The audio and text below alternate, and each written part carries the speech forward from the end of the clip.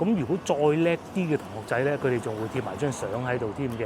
譬如話呢個考到上海財經大學啦，我諗面前呢啲同學仔應該係準備升讀高三啊，不得而知，因為佢哋可能真係放好短時間嘅假啫，就要8蚊啫喎，性價比真係超高，而且呢個飯咧已經係全場最貴嘅啦啊！咁除非你夾硬再訂好多嘢咧，如果唔係嘅話咧，20蚊就係個最貴價錢。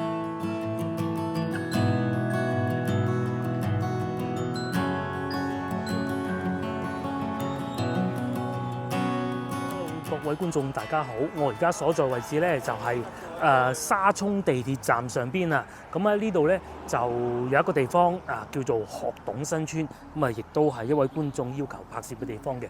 今日我哋會滿足佢。咁另外咧，我亦都會帶大家去真光中學嗰度睇睇嘅。因為而家放假就肯定冇同學仔㗎啦。咁啊，出發。據說呢度咧亦都有好多幾好嘅餐廳嘅。因為點解咧？因為咧，其實係有好多住喺西關嗰啲老街坊係搬咗過嚟嘅。咁先頭我出嗰個站口似乎冇面前呢個咁好喎，呢個係 A 出口，我呢個封住咗嘅。咁與此同時咧，呢度亦都係整緊地鐵嘅，呢個係11號線，即係嗰個環迴線啊。咁至於將鏡頭轉過嚟呢邊咧，大家亦都見到啦。咁啊係一啲比較點講啊，80年代風格嘅屋啦。咁同埋咧，我曾經有一次直播嚟過嘅，當時都2-3個月之前嘅事啦嚇。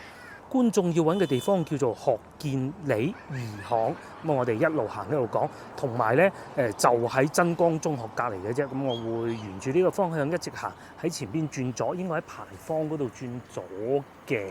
嗱，再睇下上邊嗰啲屋啊，呢度咧都算唔算老城區咧？我都唔知啊，因為喺鏡頭嘅後邊咧，一路行出去就已經係遠花路嚟嘅啦。咁啊，芳村一條比較出名嘅路啦，老婆亦都好熟噶啦，佢哋成日帶我嚟呢邊飲茶嘅。咁啊，大家見唔到前邊呢度好多嗰啲高嘅寫字樓喎，應該係住宅吧？唔知嚇。我哋都係中意睇翻啲老城區嘅。嗱，老城區咧又有呢啲鋪頭啦，風行牛奶啦，嗰啲阿姨啊賣牛奶卡啦，咁啊又有湯粉王啦，嗱滷水鋪啊，各種都有。咁啊，感覺上呢一行咧，同我上次嚟真係相差無幾嘅嚇，分別不是太大。咁同埋呢度咧，車唔算話好多，唔算話經常塞車。即使先頭我哋經過嗰度咧，整緊路，亦是如此啊。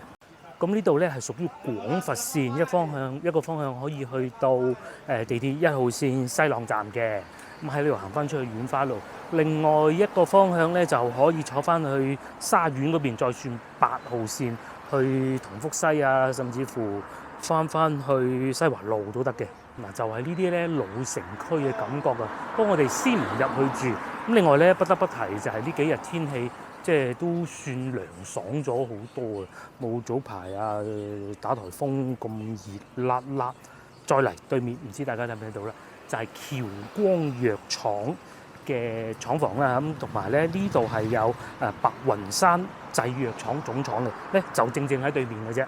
咁啊，不過當然嗰啲我哋就唔過去睇啦嚇，我哋滿足咗觀眾嘅願望先。如果我冇記錯，前邊亦都係會有一個牌坊嘅，咁啊應該不遠矣嘅啫。我哋喺牌坊嗰度入嚇，咁啊呢度嘅小區咧就叫沙涌小區。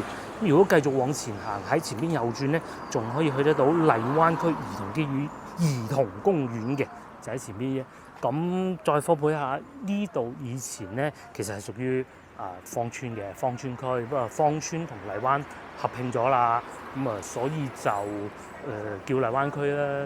大家再睇下上邊嗰啲樹木啊，如果仲未修建好地鐵之前咧，廣佛線未整好之前，我諗呢度出行都唔算太方便吧嚇。坐巴士因為始終我對呢度唔係太熟嘅，冇坐過呢度嘅巴士，我都通常都係對1號線沿線嘅芳村嗰邊比較熟嘅啫。嗱，對面就係白雲山藥廠嘅。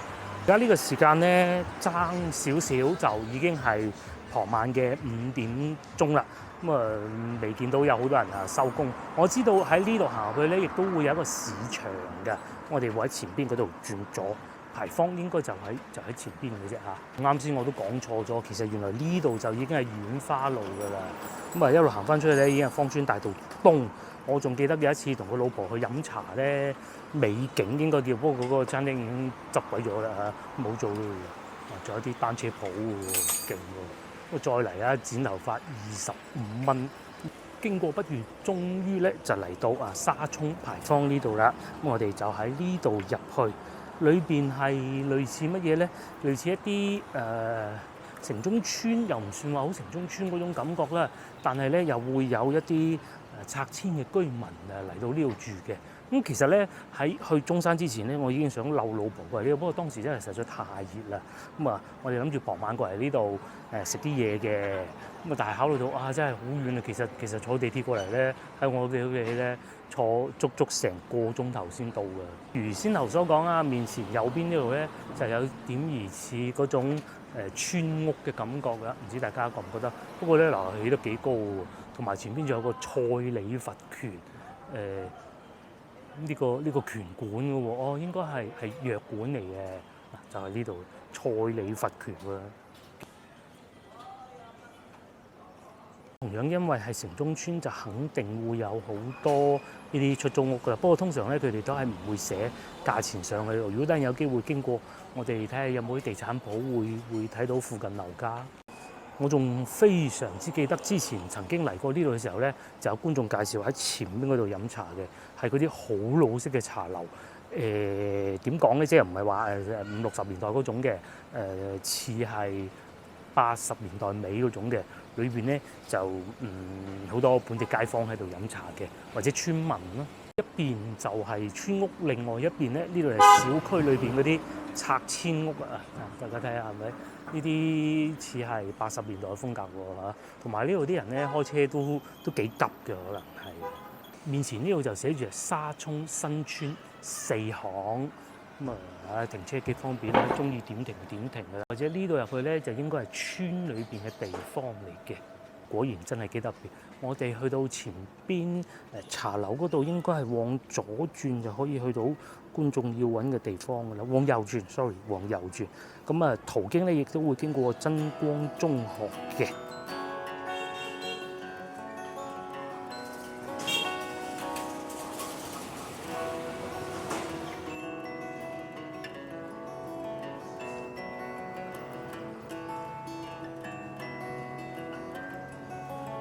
先頭我提及嘅咧就係呢個啦，叫做大斜坡美食聚明居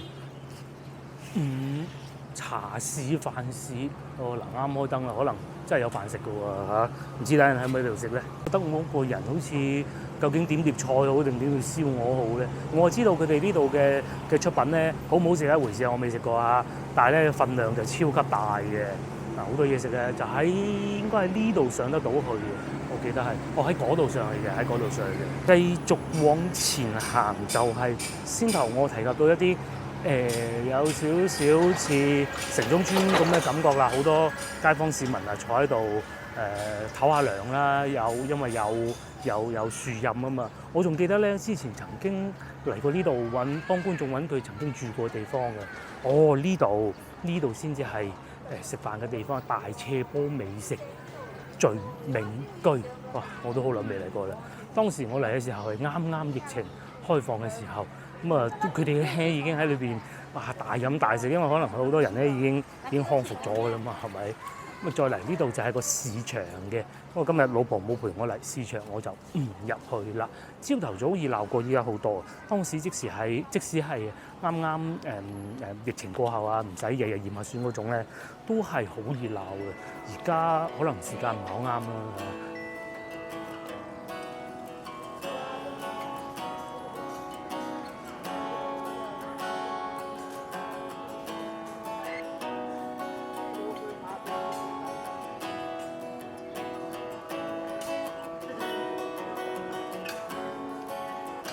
觀眾要揾嘅地方就喺呢度過去啦，應該係呢條路過去嘅。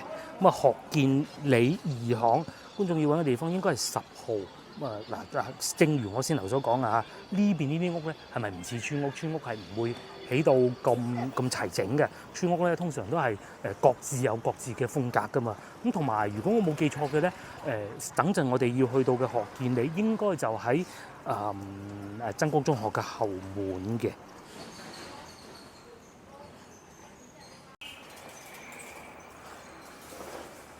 哦，原來係咁嘅。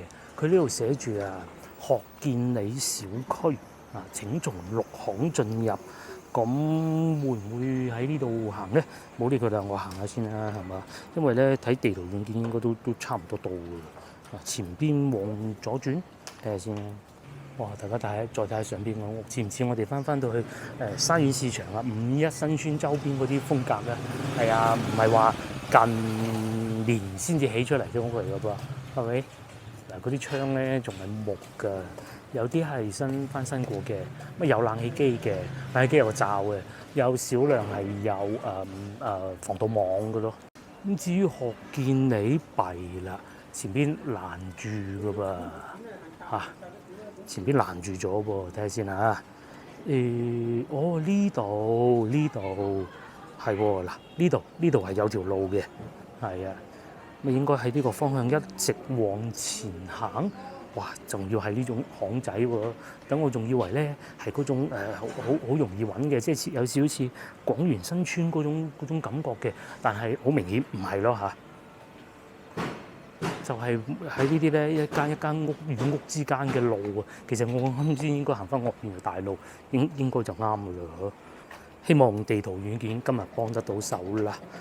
如果係啱嘅話，應該。咦，睇嚟唔啱喎又，或者我出翻去外邊先。復建里2巷，因為通常呢度咧嗱，我喺地圖軟件度得知啊，佢唔係叫做10號，係佢應該叫幾號樓嘅。我哋出翻去外邊，可能從另外一個口入去。嗱，冇錯啦，地圖軟件希望幫得到手啊！直行喺前邊往右轉，咁我已經揾得到8號樓噶啦。咁啊，應該8號樓喺10號樓旁邊吧？前邊呢個位置，咁啊，大家睇見喺前邊已經寫住學校2個字嘅啦。咁啊，繼續喺學校外邊出去咧，就見到好多好靚嘅住宅屋個。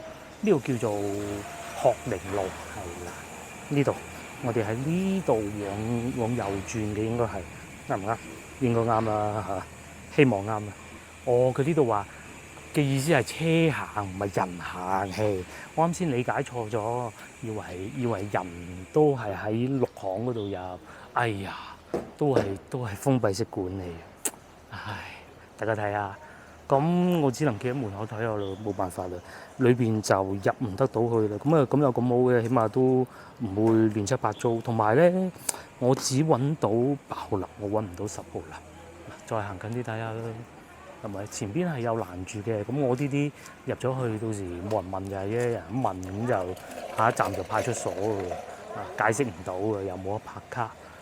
佢嗰度係啊，有個保安叔叔看住，唔止1個，係2個，可能啲街坊喺度打躉吧嚇。再睇下上邊啲屋，真係唔係好高喎。佢唔似話翻到去越秀區嗰啲咧8層樓高喎，係咪？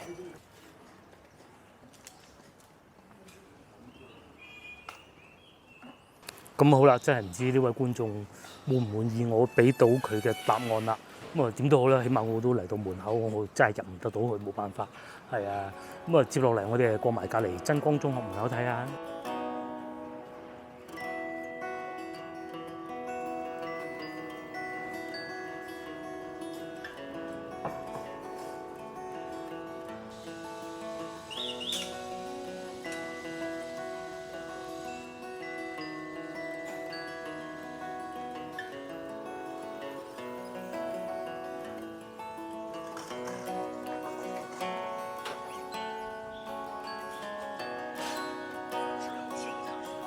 好啦，經過不遠咧，我哋嚟到真光中學嘅後門，呢度係後門嚟嘅。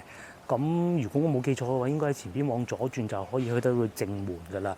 咁喺廣州咧，我認為啊，舊嗰種啊，唔計新嗰啲啊能夠起到有咁樣紅牆綠瓦嘅咧，就真係得兩間嘅啫。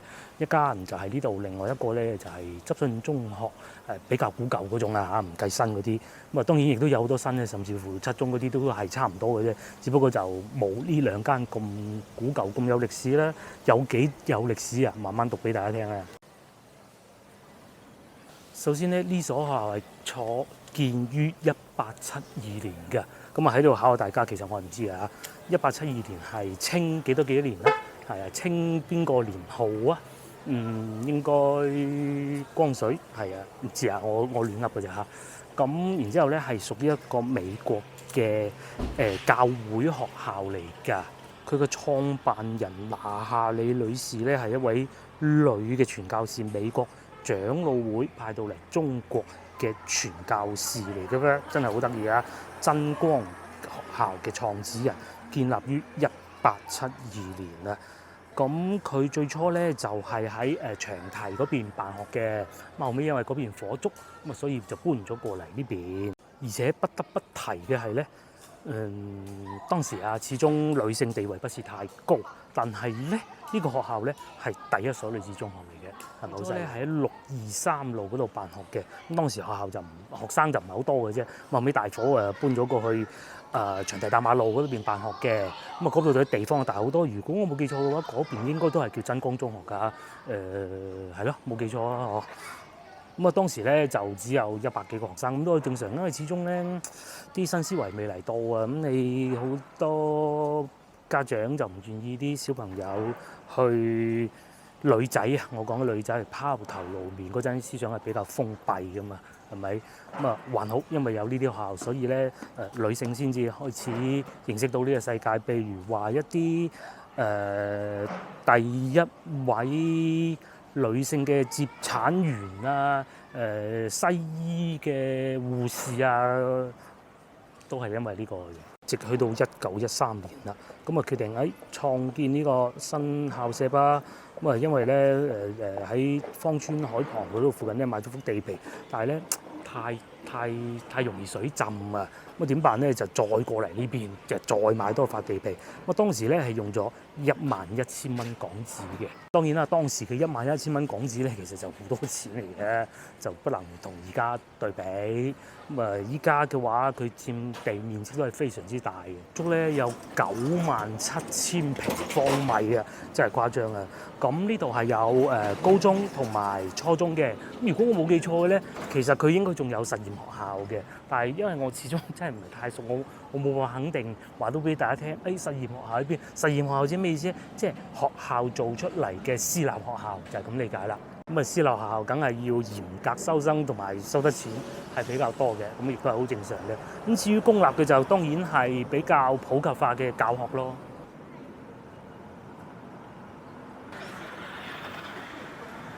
咁通常咧喺學校門口都會寫翻嗰啲同學仔咧，今年考到啲咩好學校個噃。咁啊嗱，呢度咧就有寫㗎啦。譬如話呢邊可能冇咁 fit 啊，呢邊我哋企去前邊睇，去前邊睇。嗱，譬如啊，好似呢度咁啊，應該係考得比較好嘅同學仔啦吧嚇。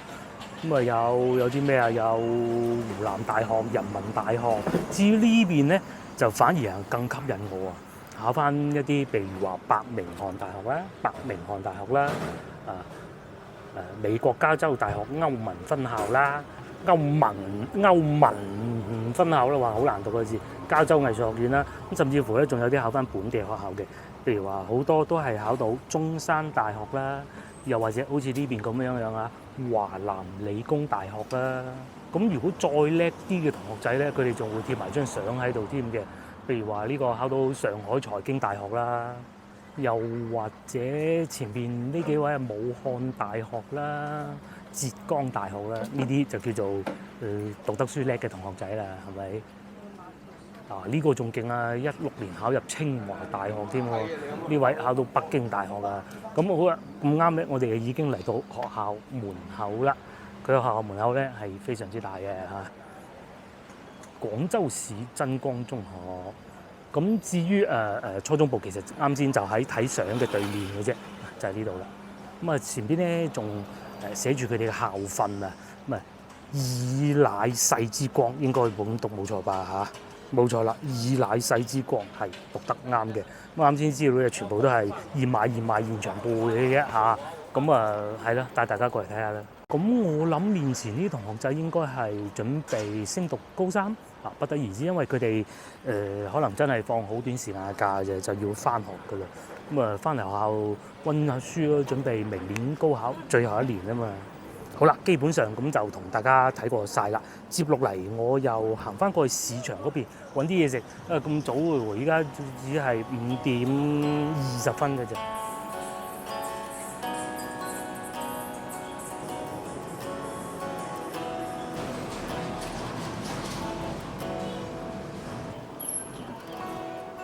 嗱，經過不遠呢，我又翻過嚟呢邊。如果喺呢個方向一直行過去，係可以出得到去地鐵站嗰度喎。上次我直播嘅時候咧，因為趕住過去嗰個叫做港鋼新城啊，所以就冇嚟到呢度。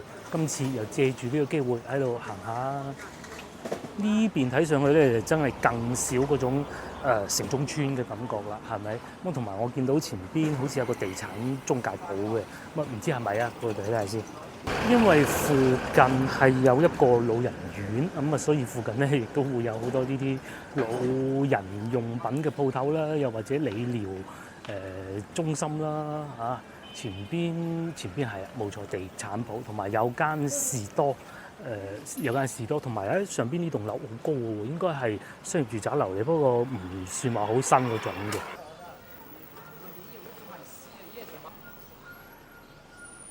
嗱，就喺呢度啦，哇！嗰啲字細到我已經 zoom in 咗㗎啦，唔知大家睇唔睇得到啊嚇？睇下先學園西右下角呢個啊嚇，95萬蚊40平方米，咁但係睇上去呢啲好似好舊㗎。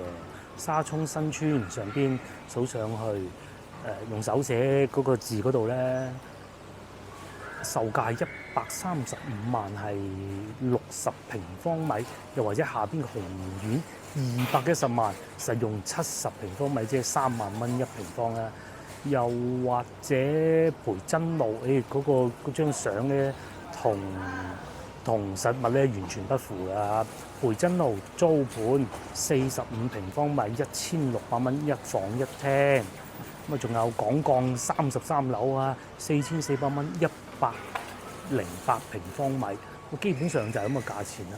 港鋼33樓，我估應該港鋼新城啦嚇，260萬92平方米，咁基本上呢邊樓價都係3萬蚊左右，2萬到3萬蚊之間咧。始終呢度啲屋咧就不是太新的，大多數都係比較舊嘅，甚至乎我入到嚟見到有好多都係冇加裝電梯嘅。我哋喺呢度出翻去外邊食我嘅晚餐。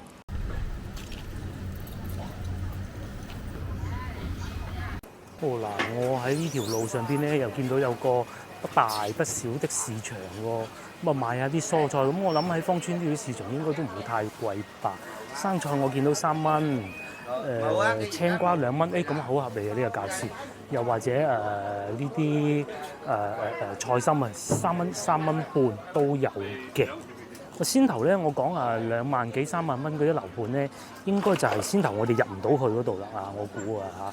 咁呢度都市場都方便嘅喎，前邊睇上去都仲幾大嘅喎。咁喺前邊一直出去咧，就已經係地鐵站嚟㗎啦。咁可能因為有地鐵站嘅原因咧，佢嗰啲樓盤啊、嗰啲屋啊，即使唔係好新咧，價錢都比較貴，可能有咁嘅原因啦嚇。咁當然係咪實際價錢咧？你肯定係要到最終俾錢或者講好價為準嘅。咁因為咧而家廣州嗰啲樓價咧，大多數都係好虛嘅，係變化好大啦。火龍果10蚊3隻，紅肉嘅，又或者百香果5蚊6隻，粉蕉3蚊8，水果就唔算話勁平啦，始終同西朗市場比都係有一段距離嘅嚇。不過咧選擇夠多咯，同埋佢唔係打到佢燈好紅嘅。繼續往前行就係我先頭經過話嗰個地鐵站口封住咗嗰度啦，應該就係啦。我哋要食晚餐地方都喺前邊，我哋去到先至再講下。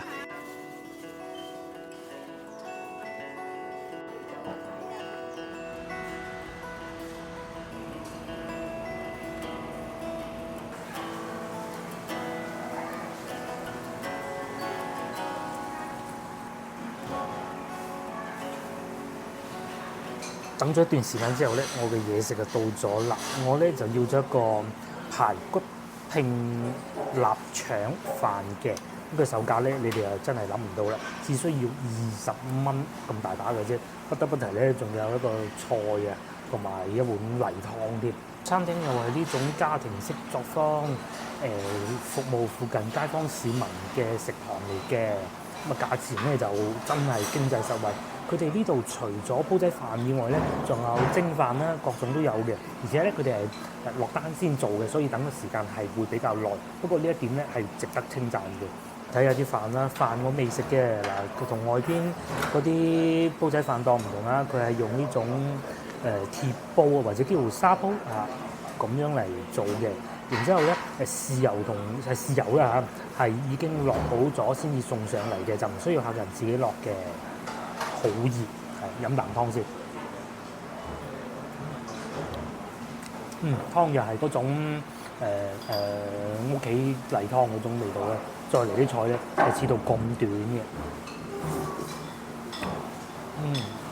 唔會話咧為咗賣相咧就整到好長嘅嚇，唔會嘅。20蚊啫喎，性價比真係超高，而且呢個飯咧已經係全場最貴嘅啦嚇。咁除非你夾硬再訂好多嘢咧，如果唔係嘅話咧，20蚊就係佢最貴嘅價錢。咁如果淨係要排骨煲仔飯咧，只需要18蚊嘅啫嚇。煲仔飯已經係最貴嘅，又或者蒸飯咧17蚊。唔知大家中唔中意食呢種煲仔飯？呢種煲仔飯我感覺咧，佢係會冇咁多飯焦嘅嚇，唔知係咪或者食到後邊先知。一羹上邊有少量嘅飯焦，啲飯底咧靚喎。最初我以為係即係睇個樣啊，係嗰種落得豉油多過頭啊，搞到好濕啊，好軟嗰種飯嘅，唔係㗎。如果講到話咁嘅價位咧，呢度真係食得算比較好嘅。不過再嚟咧，佢嘅臘腸係切得粗啲嘅。我自己嘅原因咧就中意薄啲嘅，嗱有試下粗係點樣？佢係呢種魚白腸嚟嘅，酒香味啊，各種都齊啊，似似地好似皇上皇嗰啲口感嘅。咁佢外皮嗰度咧，外皮呢度咧都係唔算太硬嘅，都咬得到啊。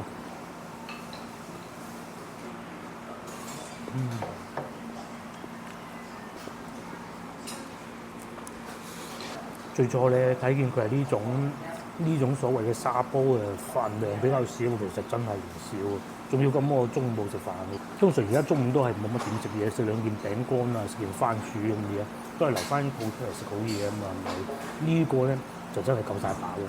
咁我開始見到佢下邊有啲飯焦啦，因為始終用呢種煲唔係用瓦煲啊，佢真係冇咗嗰種柴火嘅香味，嗰種好獨特嘅香味。不過咧就似乜嘢咧？似我哋細個啊，阿媽有時工作忙啊，佢後生嗰陣啊，咁啊點咧？真係趕唔切煮飯，翻到屋企咧就攞個電飯煲煮好啲飯，跟住咧就賴少少豉油，打隻蛋，俾啲肉片落去嗰種飯絲嗰種感覺嘅。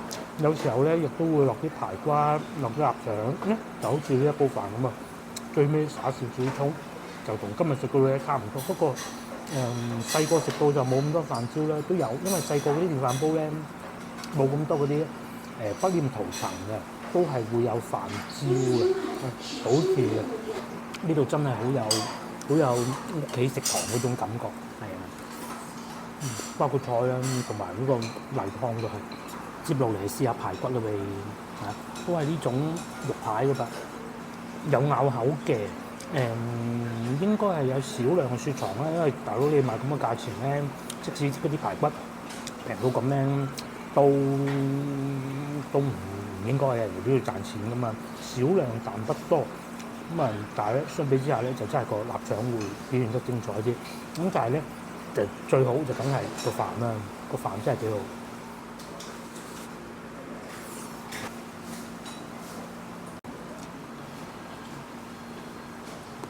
總算食到下邊啊，真係唔算好硬啲飯焦，同埋咧都係嗰句啊，唔算話太多油，不過就比早幾日喺中山食到嗰啲咧就多啲咁多啦，少量啦，可能因為都係唔係沙煲嘅原因不得而知。咁我繼續慢慢食啦，食完之後咧再帶大家喺附近行下。我食飽飽啦，繼續帶大家喺附近行下。而家呢個時間已經係6點半㗎啦。咁啊，因為夏天天未黑咁解嘅啫。馬路兩邊係停滿車，呢一條路咧都幾多餐廳喎。仲有不得不提咧，先頭我哋去食呢個餐廳咧，仲可以坐喺外邊呢度慢慢嘆㗎喎，坐喺榕樹底。嗱，又或者面前呢啲咁樣咧，食呢個乜嘢石磨拉腸粉、缽仔蒸飯。價格都唔係好貴啦，我見到牛肉滑蛋飯17蚊，係啊，雞粥10蚊啊，或者滑雞湯粉12蚊，哇，真係超平！甚至乎呢個寧記美食據說都係好出名嘅，食牛腩粉。不過啱先我經過門口睇見好似未開始做生意咁啊，所以啊冇入去嘅啫。咁我哋繼續往前行，前邊往右轉就可以出翻去牌坊嗰個位置啊。呢度咧就係我先頭喺外邊行過嘅時候啊，見到話啊呢度我唔入嚟住啦嗰個地方啦。咁啊嗱，外邊就已經係遠花路嚟㗎啦。可惜喺呢度附近嗰啲地產中介鋪就唔算好多。如果多啲嘅話，可以同大家分享一下。不過從先頭我睇到嘅資料啊嚇，應該我面前呢啲就2萬零蚊左右啦，就貼出嚟嗰個價錢啊，實際成交唔知道。咁啊都正常㗎啦，有地鐵。咁啊同埋呢度住得都幾舒服嘅，又冇話有嗰啲物業管理費好貴啊，各種。但可惜就係冇電梯。嗱，大家睇下面前呢啲啊，基本上我都見唔到有電梯。咁啊，呢啲咧就係老城區嗰啲小區啊，呢度都算老啦。雖然遠離咗市中心啊，呢度啊以前芳村尾啊，真係芳村尾啦。咁啊叫山頂啊，我老婆成日講啊，哦山頂嗰邊啊嘛，咁啊就係呢度啦。呢度咧樹木又夠多嘅，同埋呢度仲有橡樹。老婆教過我啦，前邊係宮粉羊蹄，好似係嗰啲名好難記嘅。好啦，今日影片到呢度為止，我亦都係時候返屋企啦。咁啊，下集見，拜拜。